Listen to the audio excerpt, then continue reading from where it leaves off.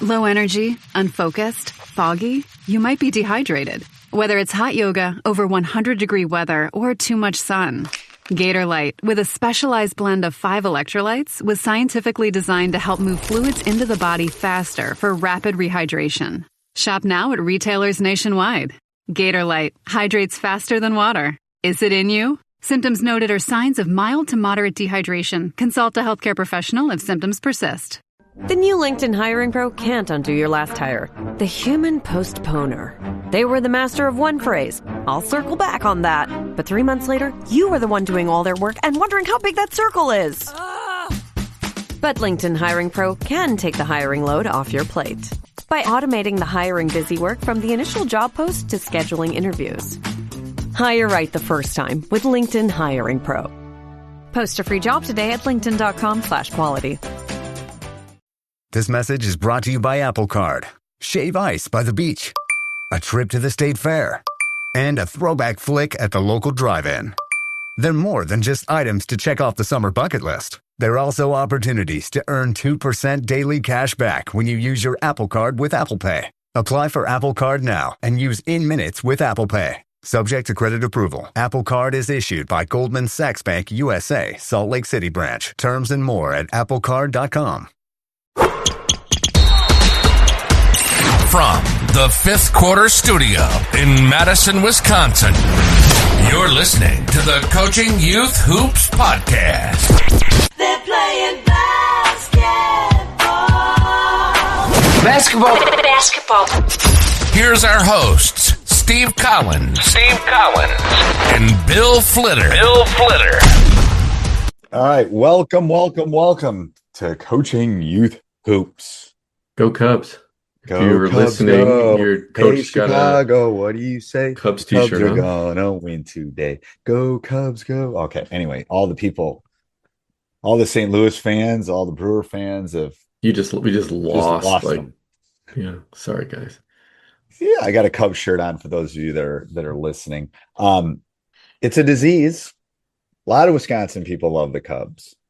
Which it just doesn't make any sense. It does. You know why? I'm going to tell you why. And a lot of people in Iowa also follow the Cubs. Well, That's like liking the Bears.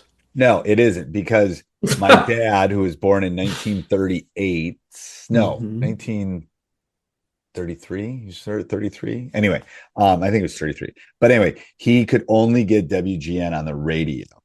There was no Brewers at that point for Wisconsin. So all these Cub fans grew up, and then they passed it on to their kids, and then they passed it on to their kids, and they passed it on to their kids. It's just one of these trickle things. Interesting. And Iowa doesn't obviously have a professional team.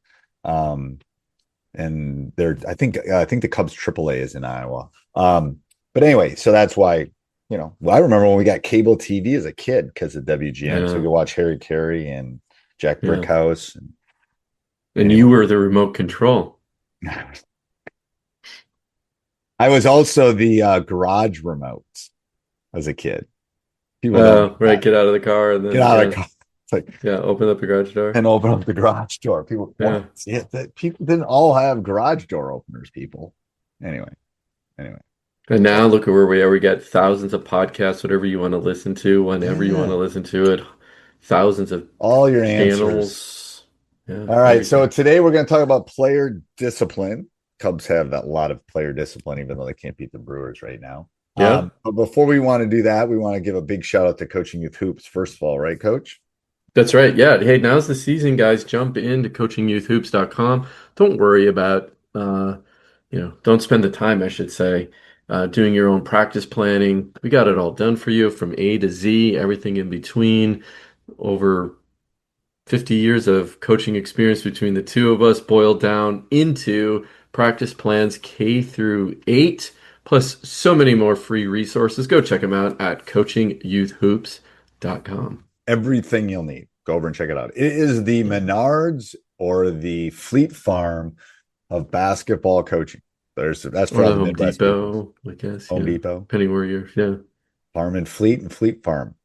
Depending on what part of the world you're from. Yeah, so let me explain for people listening. Farm and Fleet Farm are kind of like Walmart-ish Kind of. Anyway, and they're Kind two of. brothers that Yeah. don't speak to each other, from what I understand. That's why one's Farm and Fleet, one's Fleet Farm. Little Oh, trivia for interesting. you. There you go. Yep, Trivia. little trivia. Has a little bit of everything. And then we have some. We're gonna talk about your T-shirt today, right, Coach? Yeah, we can talk about the t-shirt today. Got sideline savings. Go check it out, coaches. If you run a tournament, we want to talk. We're making ticketing and just the whole gate experience much better for you and your parents. We've built a loyalty program on top of ticketing to reward those parents who keep on showing up and spending money at your tournaments. We're making it super simple. Uh, Go check it out, sidelinesavings.com. Yep. All right. So today we're going to talk about player discipline. What do you mean by that, Coach? Well, the this came up a lot in feedback from coaches, some of their struggles.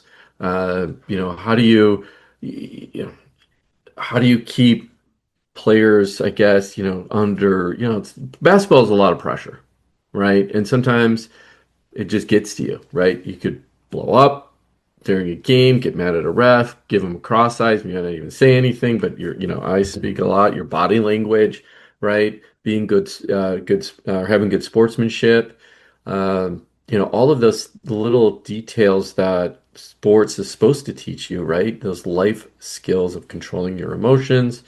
And then also, what emotions don't you control? Right? Is it okay after a game to be excited and cheer, but then you see, the other kids crying on the other side? Do you take it out in the hallway and then get all excited, right? I've heard, different coaches have different philosophies on that as well. And what does it mean to be to have good sportsmanship? Well, I think a lot of it is modeling. I have Hmm. learned this with time too. It's like if you want them to be calm in the storm, then you have to be relatively calm in the storm. Yeah, And if you're yelling at the officials and you're, not showing the greatest sportsmanship during the game, well, guess what they're going to do? You're modeling for them, especially as that's a right. youth coach. I think it's an important thing to model, not only during the game, but like you said, pregame and postgame, and then outside in the waiting area and outside or at practice, all of those things. It's a stacked kind of thing that you can't expect them. You're yelling during practice and you're getting on them and you're getting on them when they're making mistakes, and then you're calm during the game as well. You're sending them mixed messages too, I think. um I think it's got to be a multitude, like decide who you want to be in the model or the role model, quote unquote, that you want to be. Um, and that's I mean, personally at the youth level, technical fouls, if a kid gets a technical foul, I'm sitting them. They're done. And we're going to have a discussion about it, but it's like, there's got to, you also have to, like, you miss curfew, you went out with your buddies and stayed out till 2 a.m. and you were supposed to be Yeah, home that's in what the you deal with at the high school level. Right, but I'm just saying, I'm Yeah. just using that as an example. But I think you have to, again, model those kind of things. It's like it's no different than being a parent. If they're doing something, you gotta, like, there's got to be a consequence. It's not out of anger. It's out of Yeah. love. It's like, this is what you got to do, and I think the players' eyes watch too. We have a automatic. If you get a technical on my team, you're out.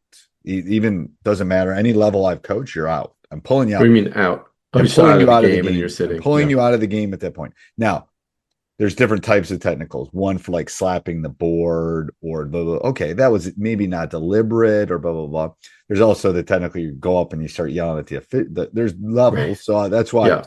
I think you, as a coach, I want to keep that door open enough that there's levels of misbehaving, that I'm going to sit you, we're going to talk, here's why you shouldn't slap the board, blah blah blah. Or for my guys, maybe dunking and warm-ups, they should know better, but maybe they do it. It's a technical. Okay, I'm going to pull you, you're not going to start, but we'll have a discussion. But there's different. I think that's where the role model as the coach comes into play. I don't know what you think. Yeah. Yeah. No, no, yeah, no, absolutely. But what about those? Are there gray areas of sportsmanship? right? What do you Are there mean? There are, I things, think.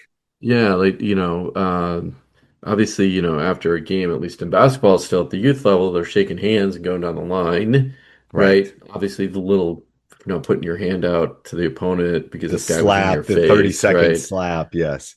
Yeah, I mean, there's, things like that. It's helping. How about helping an opponent up that fell down in a game Oh, that we you're automatically do that. And some of them don't want help. So correct. they'll push That's it right. away. And then I Right. tell them, it's like, well, that's no different. Some people don't want you to open a door for them. Like, that's Right. okay. You can offer. Yeah. Um, I was just at a Hmm. place, a woman had, had her small dog and she had a bag and she couldn't. So I grabbed the bag, I opened the door. I mean, it was just being trying to be a nice human being to her. Uh, Right. and that's part of it too. It's like, yeah, you just followed somebody really hard. You followed, you say, I'm sorry, and you help them up.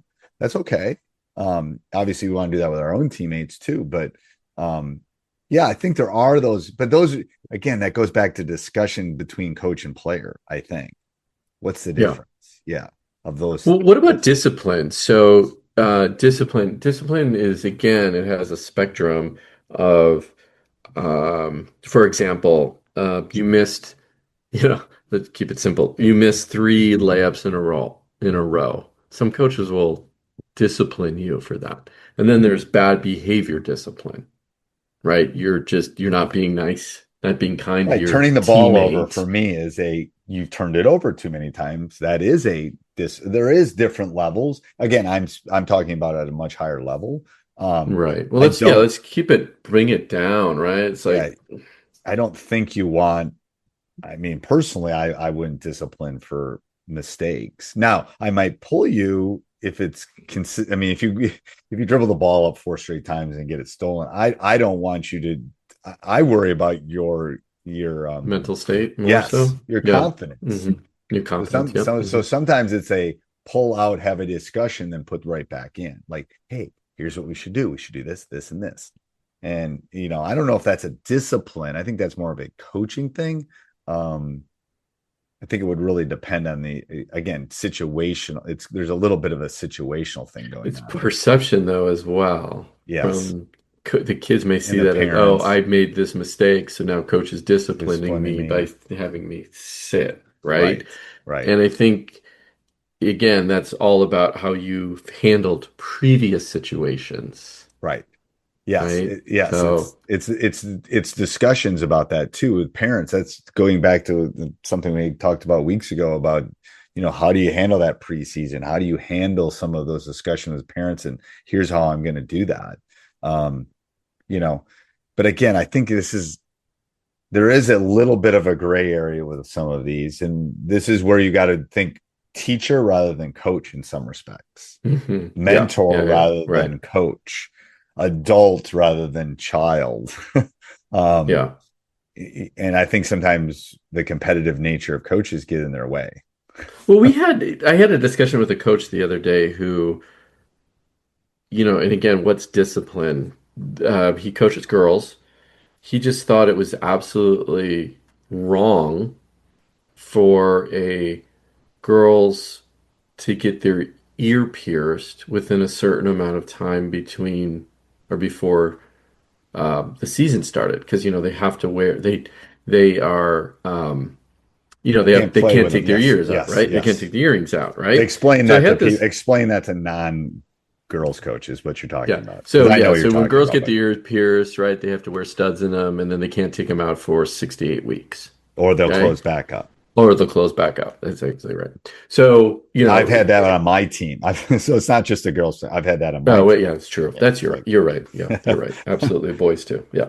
that's how So, I know. and Yeah, then, what they try to get away with is they put tape over the ears, and some refs will let that go at the youth level. Most will not, right? So they have to take their earrings out. And he says, well, why don't they do that in the off season? And I looked at him and I said, well, first off, when's the off season? When is the off season? If it right. happened in your AAU program that you run, you'd be having saying the same thing. So what he used to do, and this gets back to the discipline, is like you're out of the game. You're not playing at all. Your ears pierced. You're sitting on the bench. To me, that's discipline, right? because it's a And consequence that's a to bit something that extreme you did. because maybe they went with mom and got it was a big deal and they were getting their ear pierced. Well, that's what I Like, told it's him. I like, said, I said they're girls. This is in case they were girls who teach it, right? Coaches girls, and I said that's a big deal to young ladies. Like, right. there's a rite of passage. There's a time that a family says when you're X age or when you do Y, you're going to get And your their ears pierced. birthday is in November. Right. Yeah. And they turn So I said 12 you and got they to get look the at that whatever. differently. Anyway, I know. the point of this was, you can't discipline something like that. No. That There's like you said, that's not a gray area to me. That's not a gray area. well, it goes back to what you said. That's like, come on, be realistic. Yeah. Think about it from that perspective, right? And bad behavior, absolutely, you discipline. And I think that, as you and I know, the number one thing to discipline with is playing time. It's a Bobby Knight Right? quote. The best teacher Yeah. is the bench. Yeah. Yep. Or running, if it's happening, stuff is happening in practice. They're not paying attention. They're hitting one another, right? Pushing, as young kids tend to do. You make them run, Right. right? I hate that. And that's kind of my last resort because it wastes practice time. Very last resort. I agree. But it's effective. It can is. be quickly Yep. effective. It is. So, all right. Anything else, Coach? I think that's good.